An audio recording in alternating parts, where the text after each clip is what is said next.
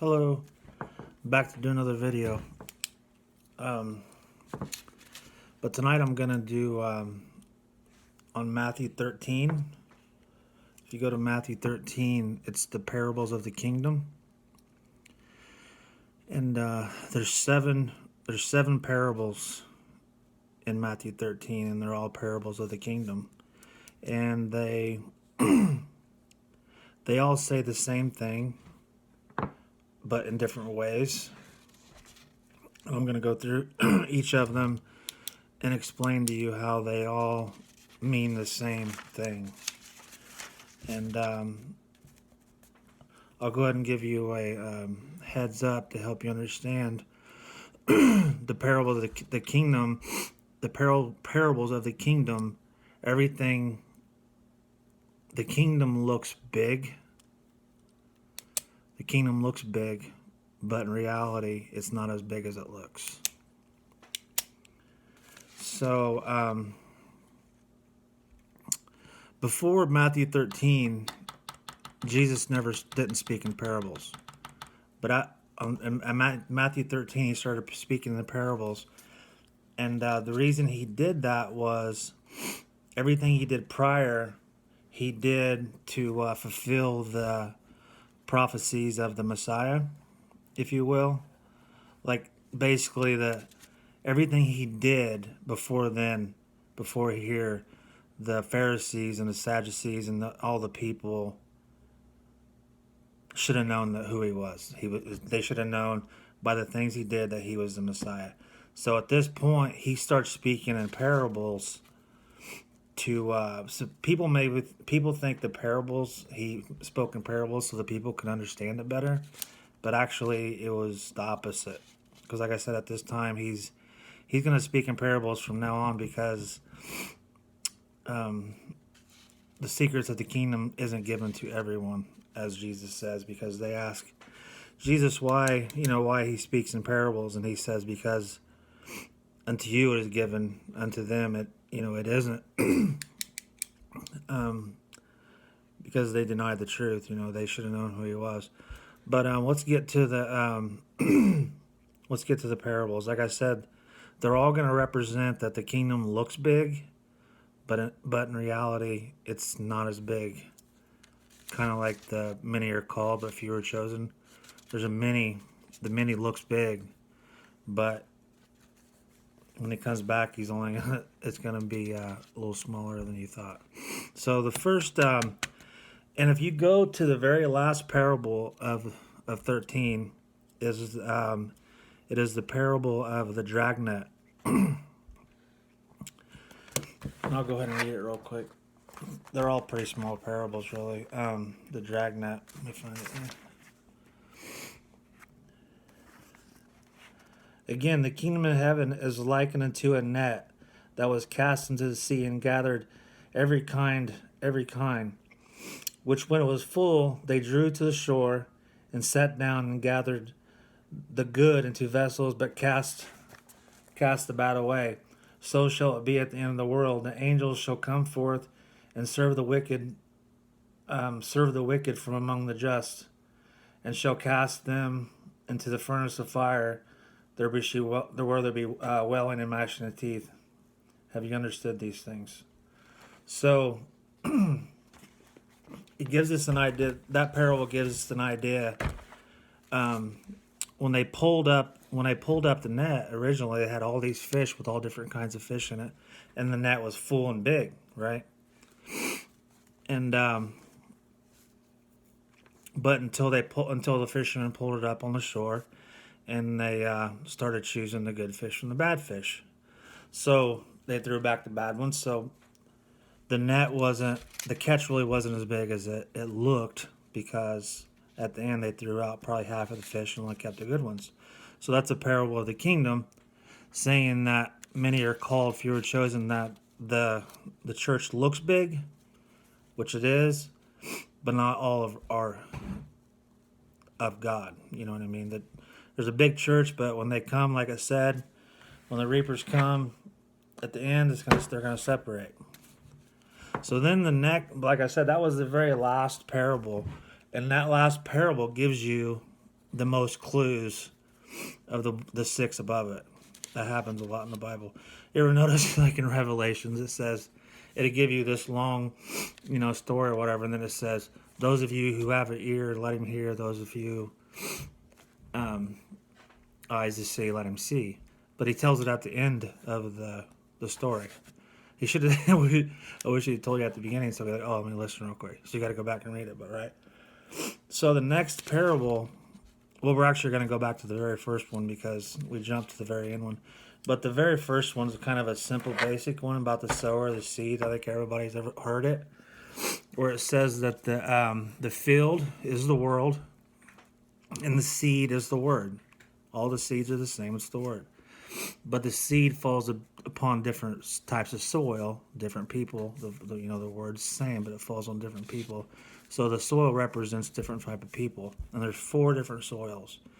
The first one, the seeds fall by the wayside. What does that mean? That means that it's like outside the garden, the seeds that kind of where the workers were getting around, and this seed that fell, it wasn't even a toiled soil. It just fell, the seed just set on top of the soil because it wasn't toiled.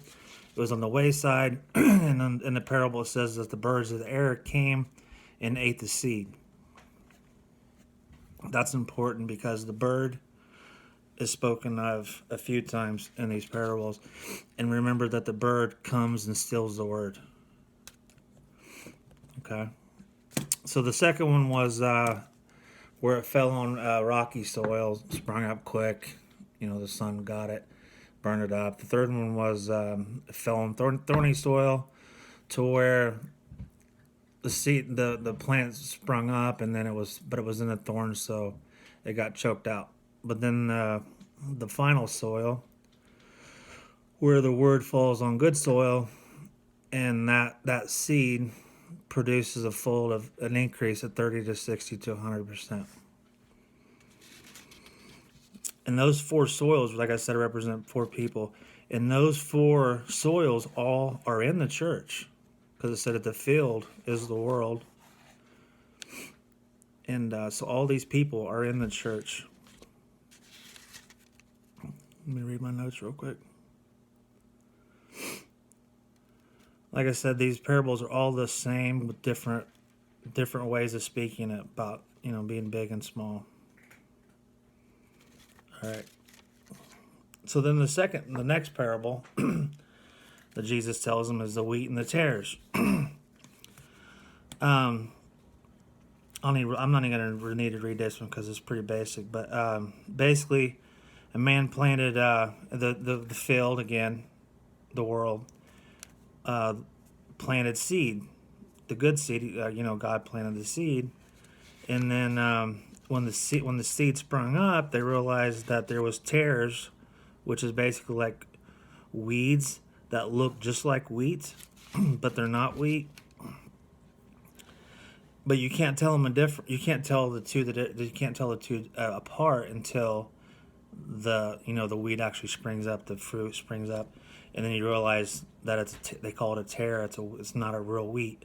It has no produces nothing, but they look the same.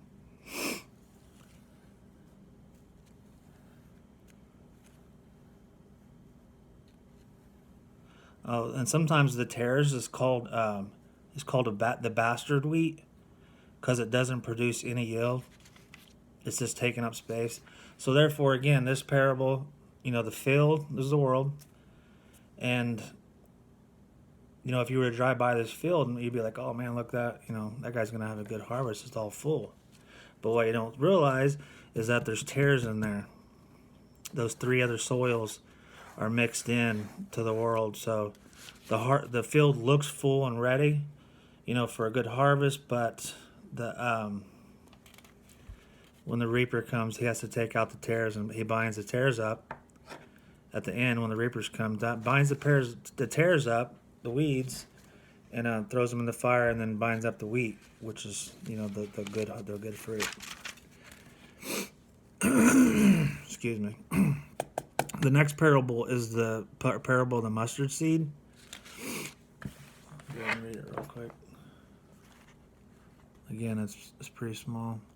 The kingdom in heaven is like a grain of mustard seed, which a man took and sowed in the field, which indeed is the least of all seeds, but when it is grown, it is the greatest among the herbs, and becomes a tree, so that the birds of the air come in and lodge in the branches therefore. Okay. So the seed is planted, right? The mustard seed, which is small, but it grows into a big, herb or a tree. They say it's really not a tree. They say it's like a really big bush, right? The mustard seed when it's done. But notice, so the tree represents the church. Once it's full and growing, it represents the church. And but notice the birds of the air come and lodge. This is my Excel's recording. I'm like, I waste my time. The birds of the air come and lodge in the branches therefore. So imagine you got a big old full bush, and then the birds of the air come and they kind of sit on the outside of the bush, so it makes the bush look really big, but actually it's not that big because the birds are in there.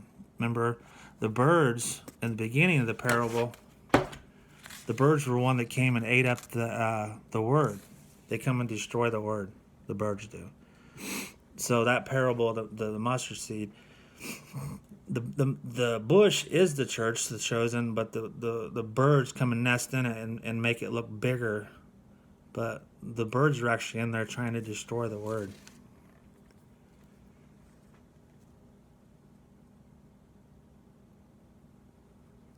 Remember, the bird came and stole the seed at the beginning, and the bird just come and branched, took lodge in the mustard seed tree. All right. So again, it looks big, but it's really not. And so the next parable is really small. It's the woman who mixed in the leaven. Or let's see, it was the kingdom of heaven is like unto leaven, which a woman took and hid in 3 measures of meal until the whole was leavened. So she mixed in leaven into the bread. Okay, leaven is always bad. Remember, Jesus said, "Beware of the leaven of the Pharisees," which is hypocrisy. And there's other types of leaven. I was gonna do it, but it took me time to. I think it's like 4 or 5 different types of leaven that is spoken of, but it's always bad. Okay, and leaven is yeast. So like if you're gonna bake bread and you put the yeast in, when it cooks, it makes the bread puff up, big and puffy, and you kind of poke on it. And that's why the Jews don't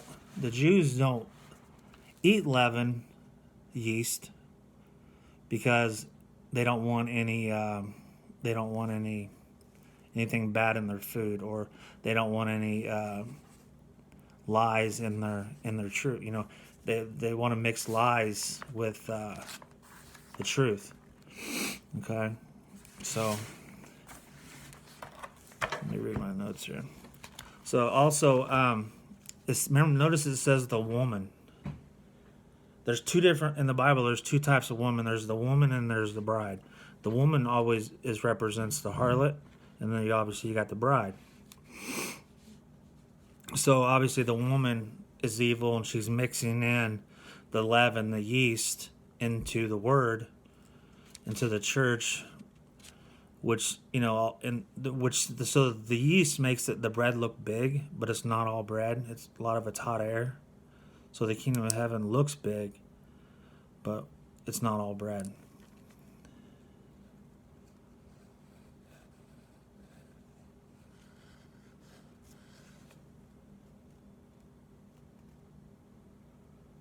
Let's see if I didn't miss anything.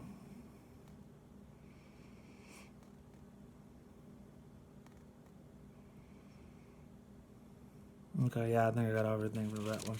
So I think you get the idea there. So there's a lot of lies out there in the church that we have to sift through. All right, so the next one is the treasure in the field parable. We're getting close to the end here. So, find it. Again, the kingdom of heaven is likened unto a treasure hid in a field, the world, it's hid though, in which a man, who's the man, hath found, he hiddeth, and for joy, therefore he goes and sells all he has and buys the field. Remember, the field is the world.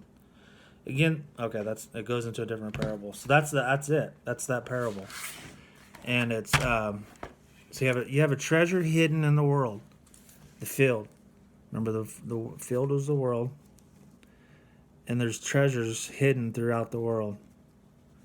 So who is the man that goes and sells everything he has to buy the field?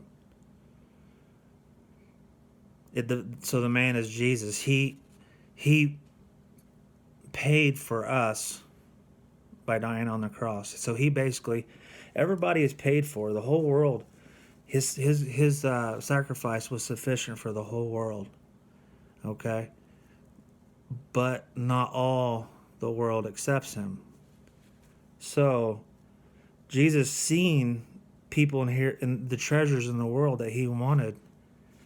So he went and bought the whole world, so he could take the treasures out of the world that were his. And how this looks big is you got the world, which is big, or the church looks big, but actually there's only a few treasures hidden. And notice it's hidden because we don't know who is born of the Spirit. We just can't, because the Spirit.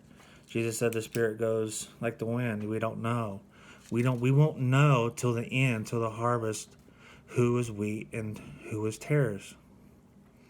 But I think personally, you yourself have an idea if you are or you aren't. But you just can't go down the street and say, "Oh yeah, look, he's of the Spirit."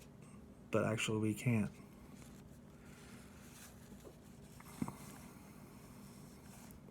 And another thing, people want to say, "Oh, well, we're the man." We can't be the man, because who could sell everything they had and buy the whole world?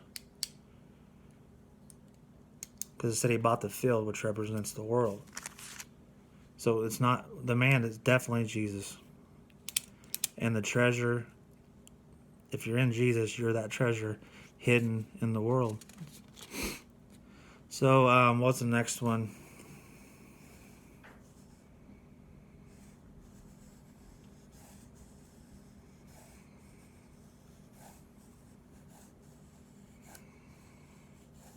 So the next one is the pearl of great price. Very small parable again. We're at 18 minutes, almost done. So where's it at?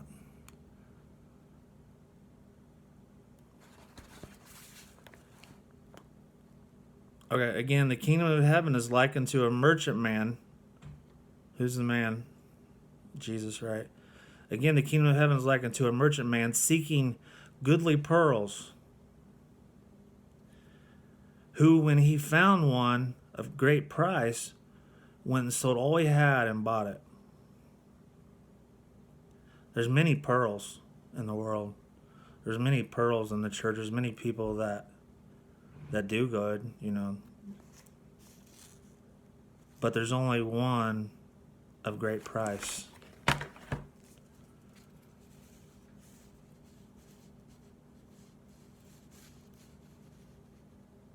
And that great price is what Jesus paid, for you.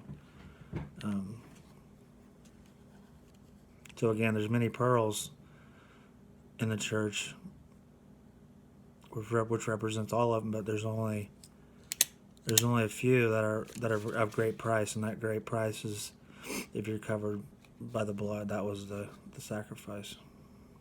So the very last one was the very last parable was the dragnet. And the dragnet gave us an idea that, the catch looks big, but once the reapers come and pick and choose the good from the bad, the many are called, few are chosen. In Revelations it says that, when the reaper does come, you know, there'll be two women in the field. One would be left, one would be taken.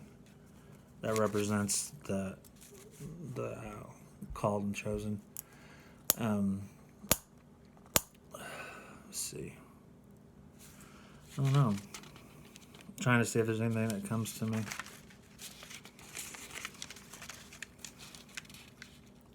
But like I said, they all represent the same thing.